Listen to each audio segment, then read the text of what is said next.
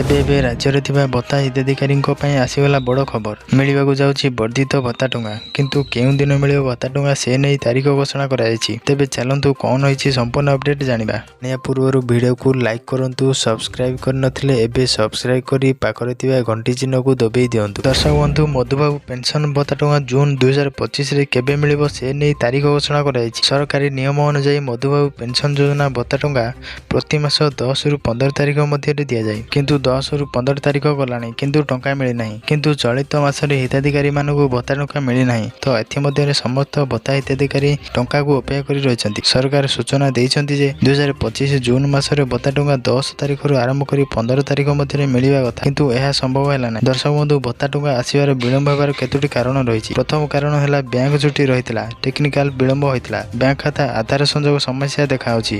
Panchayat block ବିଭାଗର ବିଳମ୍ବ ଦେଖାଯାଉଛି। ତ ଏଥିପାଇଁ ଟିକେ ବିଳମ୍ବ ହେଉଛି। ତ ସରକାର ସୂଚନା ଦେଇଛନ୍ତି ଯେ ସମସ୍ତ କାରଣ ପାଇଁ 15 ତାରିଖ ଭତ୍ତା ଟଙ୍କା ବଣ୍ଟନ କରାଗଲା ନାହିଁ, କିନ୍ତୁ ଆଗାମୀ 1 ବା 2 ଦିନ ମଧ୍ୟରେ ଭତ୍ତା ଟଙ୍କା ବଣ୍ଟନ କରାଯିବ। ତ ଅପେକ୍ଷା କରିବାକୁ ପରାମର୍ଶ ଦେଇଛନ୍ତି, ସମସ୍ତଙ୍କୁ ଭତ୍ତା ଟଙ୍କା ମିଳିବ। ତ ଦର୍ଶକ ବନ୍ଧୁ, ଏହା ଥିଲା ଆଜିର ଏକ ବଡ଼ ଅପଡେଟ୍। ଯଦି ଭିଡ଼ିଓଟି ଭଲ ଲାଗିଥାଏ ଭିଡ଼ିଓକୁ ଲାଇକ୍ କରିଦିଅ। ଚ୍ୟାନେଲକୁ ନୂଆ ଆସିଥିଲେ ଚ୍ୟାନେଲକୁ ସବସ୍କ୍ରାଇବ୍ କରି ପାଖରେ ଥିବା ବେଲ୍ ଆଇକନ୍ କ୍ଲିକ୍ କରି ଅଲ୍ ନୋଟିଫିକେସନ୍ କରିଦିଅନ୍ତୁ।